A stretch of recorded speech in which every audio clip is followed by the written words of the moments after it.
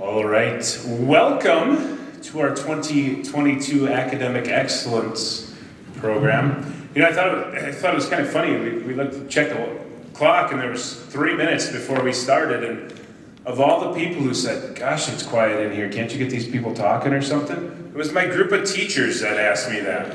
And it's like, oh, how ironic. So anyway. We're so excited to have you here. We know we had to make a little audible call and switch the location, and that was kind of due to a spacing issue. So thanks for understanding that. Thanks for coming. A few announcements. Obviously, a big thank you to Scott and Karen Bingham, who make a lot of this possible. With that, they will be supplying the meal for families and honorees immediately following the program at Giants of the Earth, so you can head up there when we're done. Obviously, a big thank you to our custodians who last night set up for a band concert, and I said, "Oh, don't take the chairs down. We'll just move them we'll use them for academic excellence." And on Tuesday, and then we made them move them all anyway. So they put up with a lot for us at this time of year. And then big thank you to Mrs. Karen Freed sitting up in the front here. Truthfully, Mrs. Freed is who makes all this work, right? I get a program or I get an email a few days before saying, "For academic excellence, this is your role and what you will do." And really, that's about my involvement in setting it all up. So Karen puts a lot of hard work into making sure we have these nice events. Thank you, Mrs.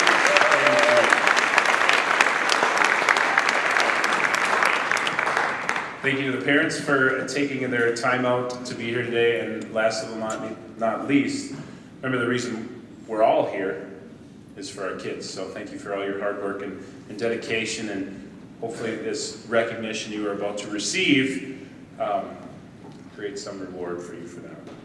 So without further ado, our speaker today is Miss Sharon Anna, and sorry, go ahead. Yay. Sharon's a Spring Grove graduate in 1974, so it's always nice to bring those people back who have been before us. You know, we talk about the kids so much about valuing the knowledge of those people that came before us, and we're so looking forward to Sharon as she shares her story with us. So, Sharon, would you like to come up, and the floor is yours.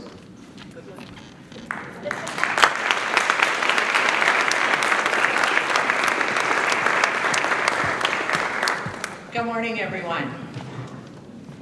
Good morning. Thank you. First of all, I am not a public speaker, I'm a nurse. So for me, this is like something totally different, and I would much rather be here watching any type of game, any concert, anything than speaking to you. So just remember that while I'm doing this. I did give a speech at graduation 48 years ago, which I know most of you can't even relate to that. And my husband remembers my feet moving all the time and really talking fast, so it may happen again, we'll see. Anyway, thank you for this opportunity to the Binghams, to the school, to Karen. I think I might have been her idea to have them call me. I'm not sure, so I'm not sure we'll thank Karen for that. But anyway, congratulations to all you students. I am so proud of you for all your hard work. And I think this program is great because it motivates people and it motivates the students to want to participate in this. So I'd like to share a little history of the importance of the Spring Grove Public School to myself and my family.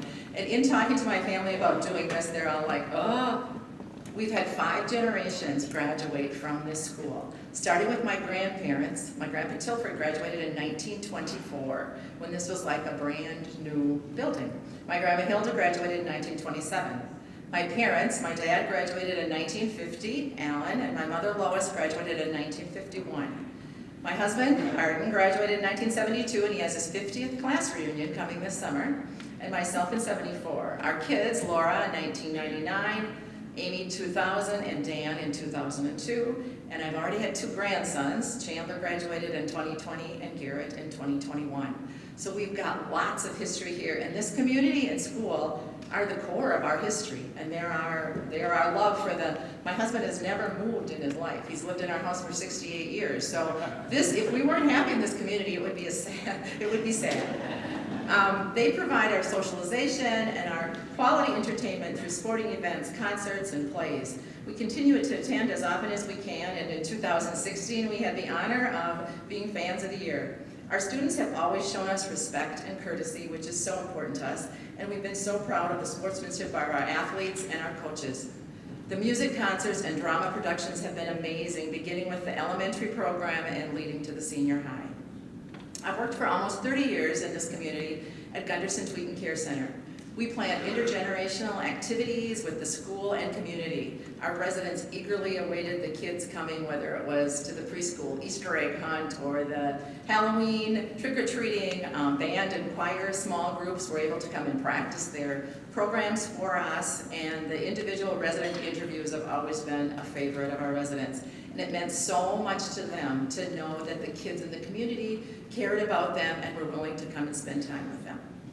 I've cared for many of my former teachers and their family members, and I'm glad that they remember that I was a good student, although they have forgotten a lot of things that our class did. I want you to know that also. But it's been really, when you are coming to admit somebody to a nursing home and it's kind of a scary situation, I'm so glad that I was able to know the people and be able to relate to them and remember things to kind of help them through the adjustment period. And I was able to sing with my choir director while working in the care center. I could do math worksheets with my higher algebra teacher, discuss current events with the social studies teacher, and even visit with one of our cooks about the great chili that they served at the school. I have truly been rewarded with all these experiences, and I was not able to find my graduation speech. However, my mother spoke in 1951 at her commencement, and she could find hers. So I want to share a little quote from hers. This is from 1951. There are many qualities combined in good character, including honesty, friendliness, courage, faith, fortitude, and love. I believe we should appreciate those who have helped to mold us. First, our parents, who taught us love for our fellow man, our friends, who by daily associations have taught us many things about life and how to get along with others, our teachers, who not only taught us the content of our books, but how to face problems realistically and prepared us for the future, and the wonderful community who has given us the opportunity of education for everyone. My brother also spoke at his, and she could find his too, but not mine, 1983, and I found it interesting how it compared to our present situation. This is a quote from his. Although our country is currently undergoing a period of troubled times, it isn't the first time we've faced adversity, and we have always pulled together. A country is truly only as strong as the people in it. We are dealing with many difficult issues between COVID and war, racism, increased violence and inflation, to name just a few. We all know the changes COVID has raised, however, we still have excellent students, and our community and school have come together to provide us with a safe, supportive environment for all of us.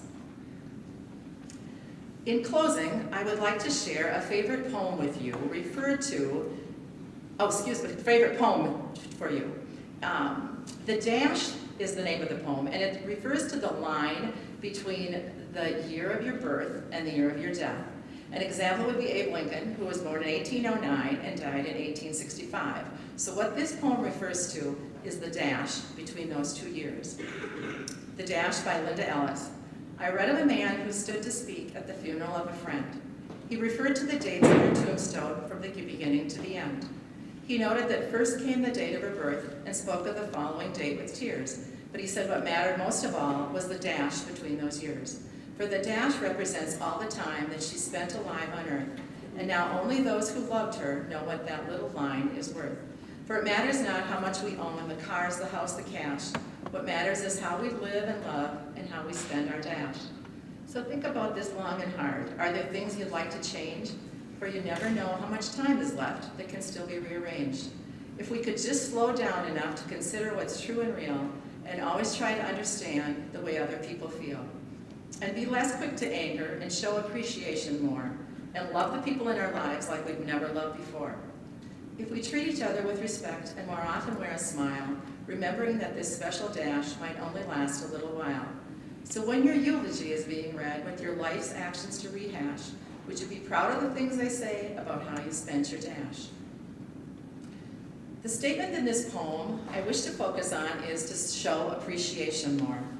This quote by Albert Schweitzer fits this poem. Sometimes our light goes out, but is blown again into a full flame by an encounter with another human being. Each of us owes the deepest thanks to those who have rekindled this inner light. Now for your assignment. Everybody here has a little assignment. I would like you to think about someone in our school system. Doesn't have to be current, doesn't have to be someone that has had something to do with you through the school system who has rekindled your inner light. Someone who brought joy and appreciation when you really needed it the most. And when you thought about that and had chosen this person, I'm going to give you a week. They only gave 3 days in here, but I'm going to give you a week to contact that person. Whether you can tell them in person, it's a teacher you have right now, or someone in the school, or a maintenance person, or Karen Freed, or anybody that has helped you when you needed it. So tell them in person, make a phone call, send a text or an email. I know you'd probably rather do that, but my texting doesn't understand when I talk to it. I try not to type and I talk, and it always comes back garbled. Or mail them a card or a letter. After hearing this poem, a man wrote a letter to his 8th grade literature teacher because she really made a difference in his life. He finally found her after looking for 2 months, wrote to her, wrote a thank you to her, and she sent back a letter to him. And the letter says, "You will never know how much your letter meant to me. I am 83 years old and I'm living all alone in one room. My friends are gone, my family's gone. I taught for 50 years and yours is the first thank you letter I have ever gotten from a student. Sometimes I wonder what I really did with my life. I will read and reread your letter until the day I die." He sobbed to his wife, stating, "Every reunion we've had, she is always the teacher we talked about. She was a favorite and we all loved her, but no one had ever told her until she received that letter how much she meant to us." So never forget, it is not the things you get, but the hearts you touch that will determine your success in your life. Making a difference in the lives of others is what the Dash is all about. In the end, however, the significance of our life will be determined by the choices we make. We can choose positive over negative, smiles over frowns, giving over taking, and love over hate. It is only when we take responsibility for our choices that we begin to realize we truly are the masters of our own fate. Only then will our lives begin to change for the better. Thank you very much.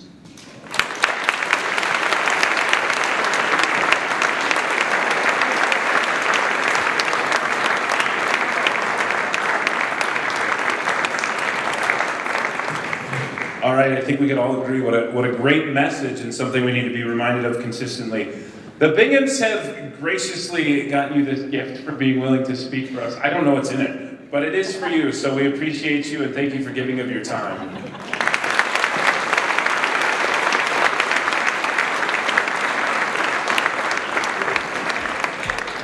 So, presentation of awards would be next on your program. So, class advisors, I am going to turn it over to you.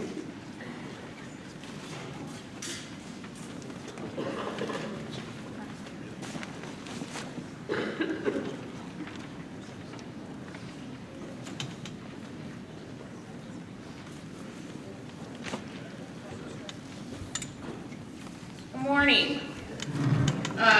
Mrs. Fisher, Mr. Stridmon, and I are the 9th grade advisors, and we'd like to welcome you all here today.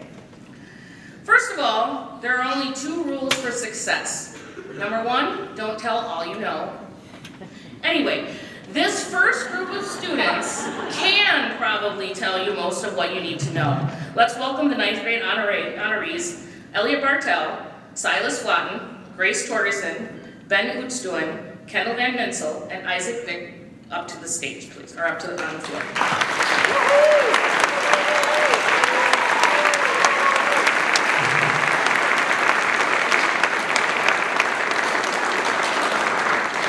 Today we celebrate all of the students who have achieved great things, whether at the end of their high school journey, like our seniors, or the first summit that marks the end of freshman year.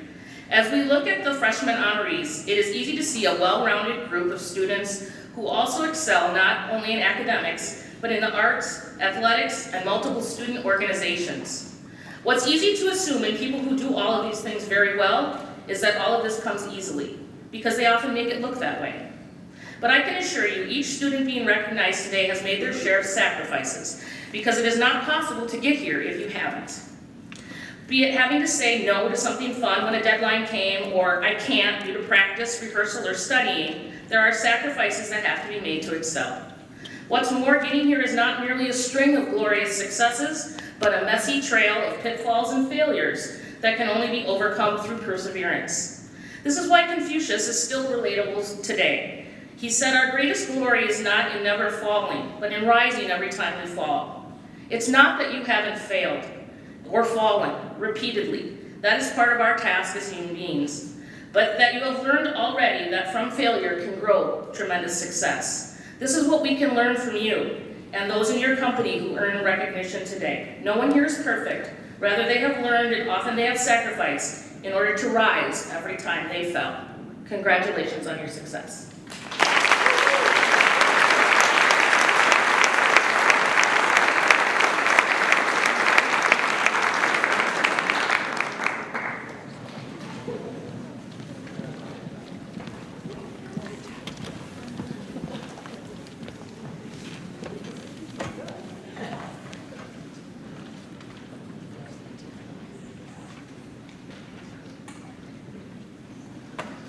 Good morning, everyone.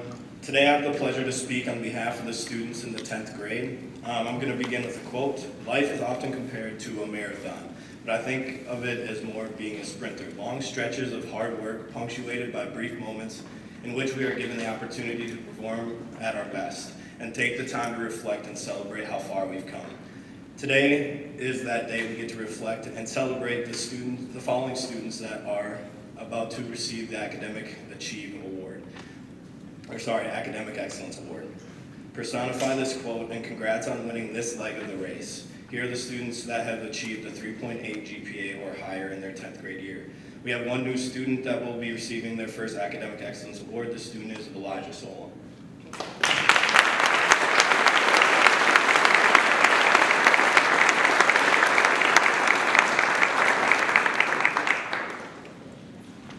We have 4 that are receiving this award for the 2nd year. Please come up as your name is called. Jackson Stridmon, Joshua Newgard, Haley Kittleson, and Caitlin Krause.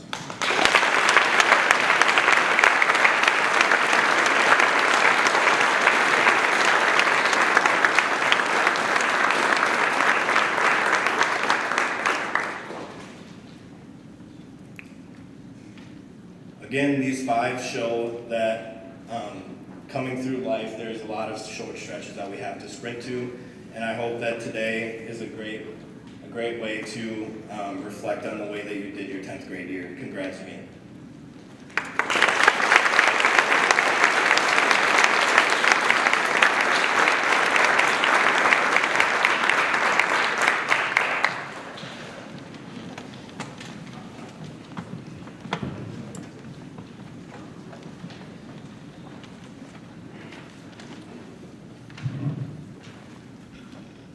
Hello everyone, I'm Michelle Anderson, and along with Scott Solberg, we're here as junior class advisors. We're both proud to recognize our 8 juniors who have earned academic excellence this year.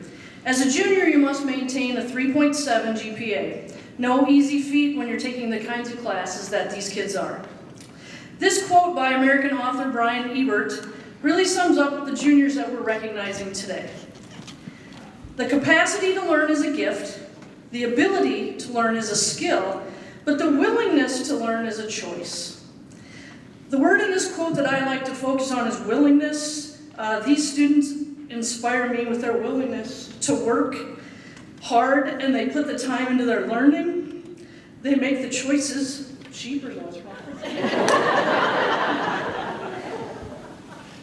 They make the choices to work hard and make learning happen for themselves. And Mr. Solberg and I, also a dad, couldn't be prouder, so let's meet these kids. Earning his first academic letter, Caleb Griffin.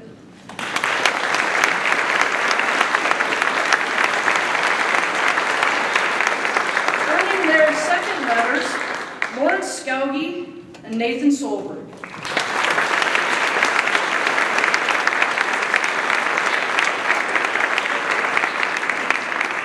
And earning their third letters, Dane Edgington, Haley Ellingson, Tyson Grindy, Maggie Lyle, and Lydia Solon.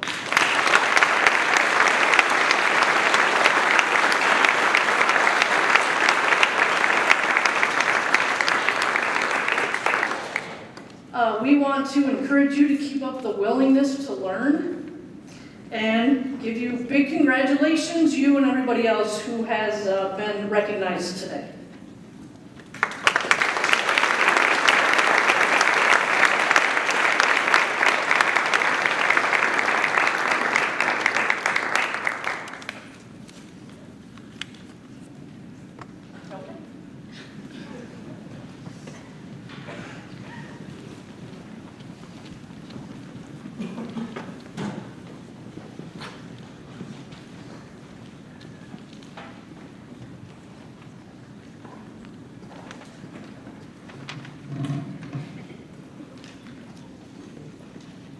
Hello everyone, I'm Al Lockman, this is Kelsey Morgan. We're proud to be the senior class advisors, and it's our pleasure to give these awards today. Ralph Marston said, "Excellence is not a skill, but an attitude." Will Durant said, "We are what we repeatedly do. Excellence is not an act, but a habit." And General Colin Powell said, "If you're going to achieve excellence in big things, you develop the habit in little matters. Excellence is not an exception, it's a prevailing attitude." Today it is my privilege, or our privilege, to recognize and honor 10 seniors who've developed the habits and attitudes necessary to achieve academic excellence. These students have consistently maintained a high GPA while taking the most rigorous courses offered here at Spring Grove High School. Receiving their first academic letters, Jonah Oosthulen and Matthew Dorning.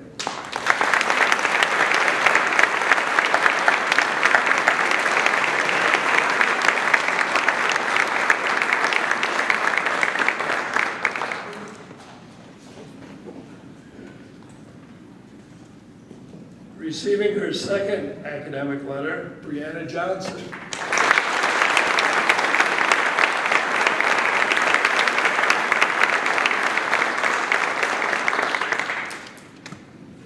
Receiving her third academic letter, Mackenzie Fish.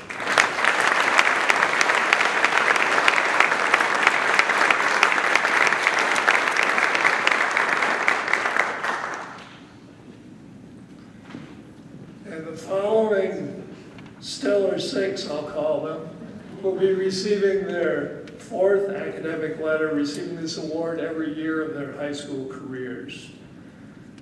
They are Reed Bierke, Haley Morrison, Ashlyn Hommel, Mara Matheson, Hattie Samus, and Ava Olerud.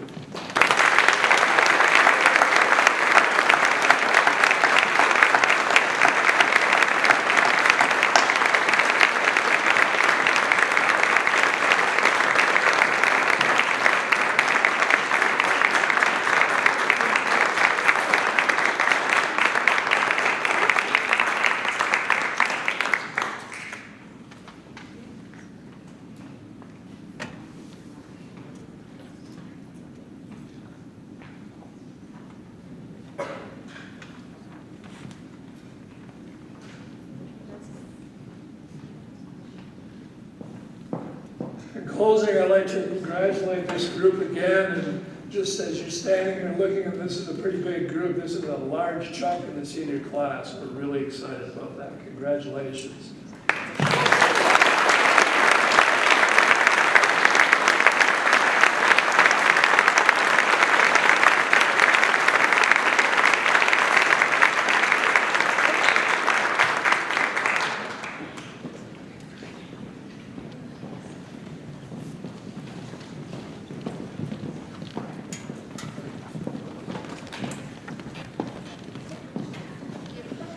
So as we wrap up, remember Giants of the Earth luncheon follows it for parents and honorees. Students, after the observing students clear out, we'd like to get your picture as a group picture on the bleachers before you leave, so remember that. Again, big thank you to Mrs. Karen Freed, and to Mrs. Sharon Anna. Sharon, what a great message. I think it really resonated and really relates to a lot of the things we try to do here typically. I didn't know everybody was gonna have a quote, so I was sitting here, and here's the deal, like I'm a big quote guy, right? So I was sitting here thinking, and I had the perfect one picked out, and then Mr. Lochter stole my thunder in my mind, but I had it from Aristotle, right? We are what we repeatedly do. Excellence, therefore, is not an act, but a habit. And that's the charge to all of us then. You know, Sharon gave you a challenge. That's the challenge for all of us. And not all of us just sitting in the chairs. It's a challenge for all of us in this gym, right? Habits define who we are. Excellence is a habit. So thanks for being here today. Don't forget the picture, and we'll see you up at Giants.